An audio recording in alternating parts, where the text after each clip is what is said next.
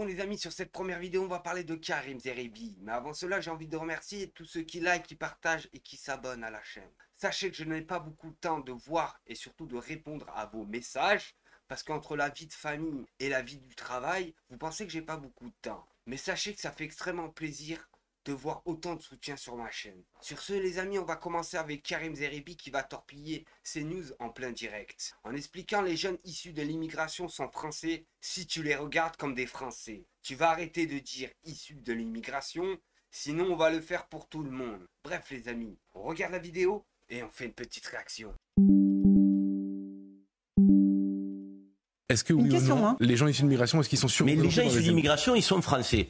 Si tu les regardes comme des Français, tu vas arrêter de dire issus d'immigration. Sinon, on va le faire pour tout le monde et tout le temps. Et on va aller regarder toutes les réussites positives issues de l'immigration. Parce que la République, elle marche. Dans 95% des cas, elle marche. Mais seulement, on n'en parle jamais. Ils sont tous comme ça, les gens issus d'immigration. Là où moi, je suis en désaccord un peu avec ce que j'entends, c'est que vous avez besoin d'entendre des témoignages de gens qui ressemblent physiquement à ces casseurs pour vous dire que finalement, il ne faut pas les amalgamer. Mais moi, j'ai pas besoin de ça. Si vous voulez être conscient que tous les gens qui ressemblent aux casseurs ne sont pas des casseurs, ben mettez-les en avant pour ceux qui réussissent toute l'année, donc positivement. L'immense majorité, il y a des fonctionnaires de police, il y a des infirmières, il y a des médecins, il y a des chefs d'entreprise, il y a des cadres. L'immense majorité fait fonctionner le pays comme les autres Français. Oui, mais seulement, comme on les voit peu et que effectivement les casseurs font beaucoup de bruit et qu'on les voit beaucoup, on a tendance à les assimiler. Moi, je suis désolé, il faut éviter à la fois les amalgames et condamner les casseurs parce qu'ils sont casseurs.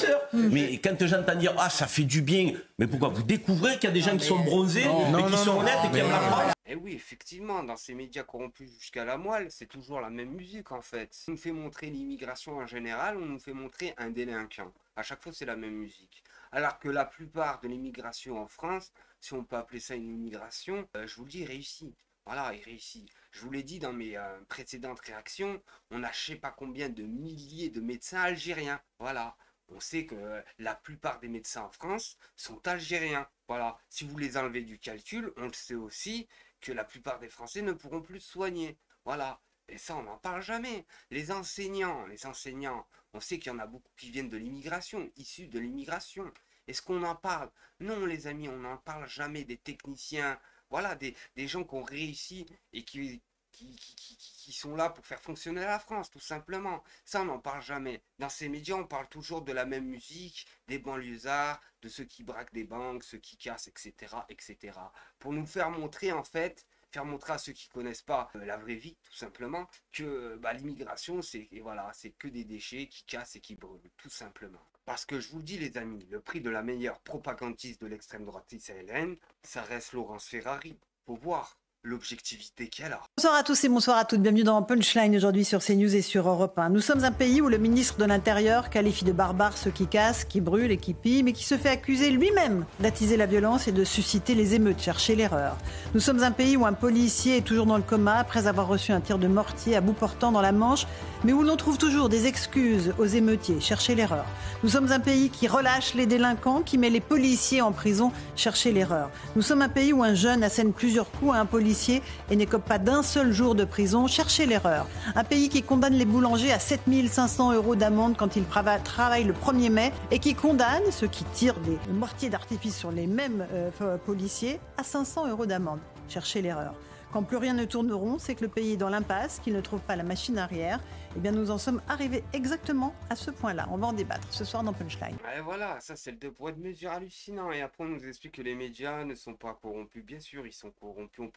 On peut faire la même manière de l'autre côté, voilà. Et sachez l'erreur quand on voit des Morandini encore dans la télévision française, alors que, voilà quoi, hein, il a été condamné pour des trucs de fou, hein, les amis. Hein. Sarkozy, qui a encore, entre guillemets, payé et financé par la République française, alors qu'il a volé la français, cherchez l'erreur. On peut faire la même musique, des Pierre Palmade qui dessinent toute une famille, qui a enlevé un bébé, quand même, qui a tué un bébé, il est en liberté, cherchez l'erreur, voilà. Et en fait, c'est ça qu'on essaye de faire démontrer, nous, ceux qui faisons de la réaction tous les jours, généralement, politique, c'est qu'en fait, les médias sont achetés, c'est simple comme bonjour, ils sont achetés, ils sont pas là pour... Ils sont pas impartials en fait, ils sont pas là pour donner de l'information aux Français en général, non les amis. Ils sont là pour faire endormir les Français. Et ça, c'est pas la même chose. Et pour vous dire que les médias, ils sont corrompus, les amis. Tous ces propagandistes se sont donné le mot pour s'acharner sur Rima Hassan. Pourquoi? Parce qu'elle a le front de partir aider les gens en mettant sa vie en danger. Les amis, l'histoire les jugera tous. Des ONG qui aident les Palestiniens de Gaza étouffés par le blocus israélien, il y en a, et heureusement.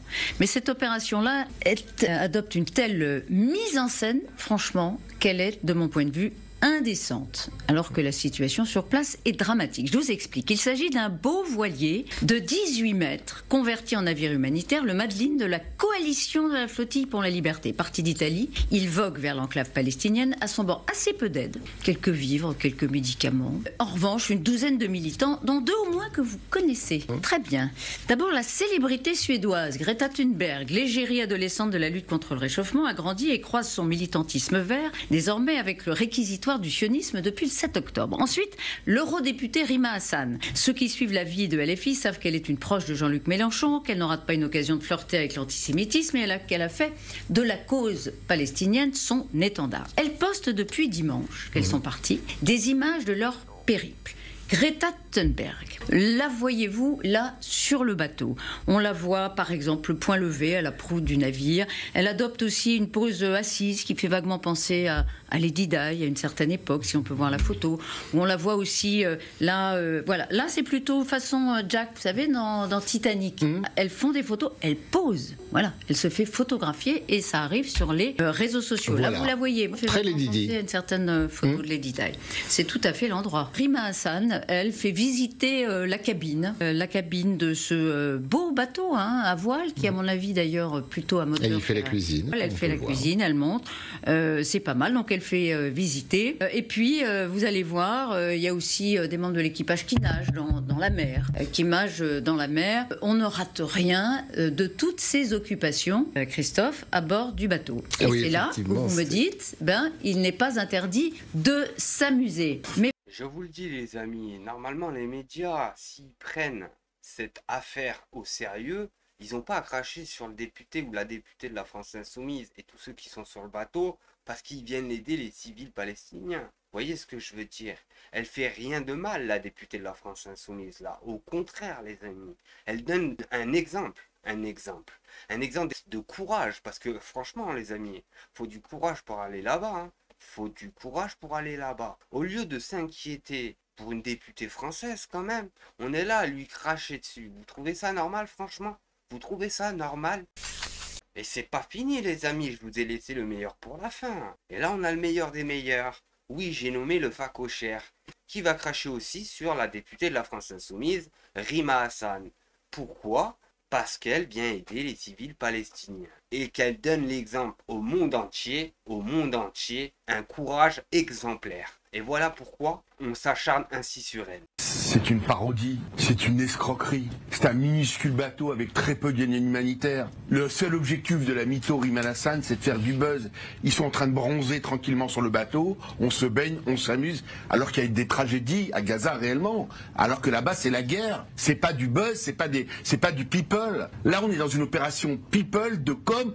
Ils ne vivent que par ça, que par le buzz. Alors évidemment, plus il y a de la pub, plus elle sera victimisée et plus elle va être heureuse. Elle veut aller à Gaza, qu'elle rentre par l'Égypte, qu'elle aille se battre avec le Hamas et ça sent, mais elle s'en fout de ça. Ce qui l'intéresse, c'est le buzz, c'est la com, c'est le pipeau, c'est la soi-disant aide humanitaire qu'on amène, on amène rien du tout. C'est qu'on voit son petit minois à la télé. C'est une drogue. Elle peut plus s'en passer. On a besoin, comme l'a parfaitement dit Monsieur Bétan, elle est d'origine syrienne. Mytho, elle invente, elle n'a rien de palestinien. Alors qu'on peut être pour la cause palestinienne. On peut, pour certains. Mais elle est uniquement dans la communication. Et cette affaire est une vaste escroquerie. C'est un minuscule bateau. Qu'est-ce que vont faire les Israéliens alors? C'est la vraie question. L'objectif, c'est pas de lui faire autant de pub qu'elle. Elle veut être une victime. Elle va pas aller à Gaza à l'intérieur. Elle ira pas. Mais par contre, les images, les directs, les Instagram, les tweets, ça, on est là à fond. Je trouve ça Ce qui me fait de la peine, c'est c'est qu'il y a la guerre à Gaza. C'est pas simplement, on n'est pas dans le People, on n'est pas au Festival de Cannes. Et ça, c'est terrible. Voilà. Parce que au fond, il y a des gens on peut vouloir amener de l'aide humanitaire. Entre parenthèses, j'aurais aimé les voir communiquer sur le fait, comme je l'ai dit tout à l'heure, que le Hamas, alors que Israël a rentré des milliers de camions d'aide humanitaire, il y a des vidéos et des films où le Hamas tue les Palestiniens pour leur empêcher d'aller vers l'aide humanitaire. Mais ça, très peu en parlent en France. Ce serait bien qu'on en parle un petit peu aujourd'hui. Alors, Rima Hassan et sa clique du Festival de Cannes, et là, c'est plus pathétique qu'autre chose. Et sur cette dernière vidéo, les amis, je vais vous faire montrer un 2 poids de mesure hallucinant. Vous vous rappelez de l'enseignante suspendue pour 1 minute de silence pour Gaza? Vous vous rappelez? Eh ben, on a Barbara Lefebvre. J'avais oublié, elle est enseignante, elle aussi. Bien sûr qu'elle est enseignante. Barbara Lefebvre est une enseignante essayiste et chroniqueuse française née le 15 janvier 1972 à Paris.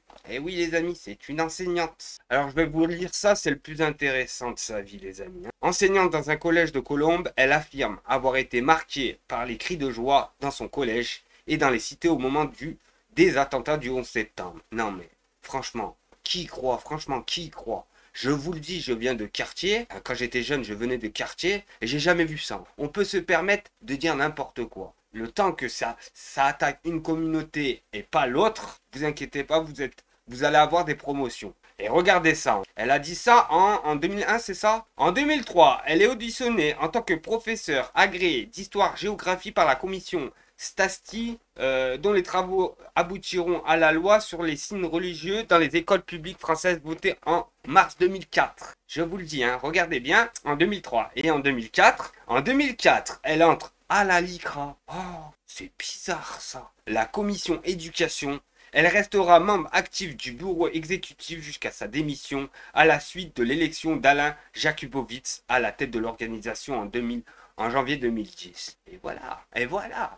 C'est simple comme bonjour les amis. Voilà pourquoi elle crache sur la communauté islamique. C'est simple comme bonjour. Voilà pourquoi. Parce qu'elle a signé avec le diable. C'est simple comme bonjour les amis. Les civils à Gaza sont autant responsables que les membres du Hamas et du djihad islamique. Tout cela devra à un moment ou à un autre être payé et être payé au prix fort. Et donc effectivement on ne peut que soutenir le plan Trump et décider une bonne fois pour toutes que la bande de Gaza doit devenir une zone vierge. Il faut que ces gens-là aillent vivre ailleurs, qu'une génération entière puisse aller se ressourcer mentalement dans d'autres univers, mais certainement pas à côté des Israéliens, à côté des Juifs, qu'ils veulent de toute façon éradiquer, exterminer. C'est terminé ce temps-là, ce temps est terminé, il faut récupérer tous les otages et une fois que tous les otages seront récupérés, il faut vider la bande de Gaza.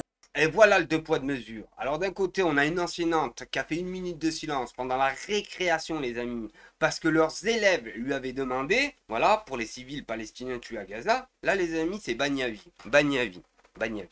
Par contre, on a une autre enseignante qui vient se pavaner sur tous les médias français, les amis, en crachant sa haine sur une communauté, les amis, vous savez laquelle, et là, il n'y a pas de souci. Au contraire, il y a des promotions, les amis. Justement, et donc on mettre peut en pas parallèle... à la fois vouloir interdire le voile Parce que et défendre la bonne politique. sœur. Non, la bonne sœur, elle n'est pas en train de faire du prosélytisme dans la maison de retraite, elle n'est pas en train d'arborer le signe de la soumission de la femme à un ordre patriarcal, médiéval, Oui, et mais avec ça, un projet ton jugement politique. sur le voile. Oui, c'est mon jugement sur le voile. Mais Par contre, tout à fait, le voile de cette bonne sœur ne vient pas en aucun cas m'imposer à moi de porter le voile si tant est que je... Et maintenant, qu'est-ce qu'on fout? C'est qu'on fout. Être le mouton tu aimes? Arrête-toi pour des bêtes. Bêtes, bêtes.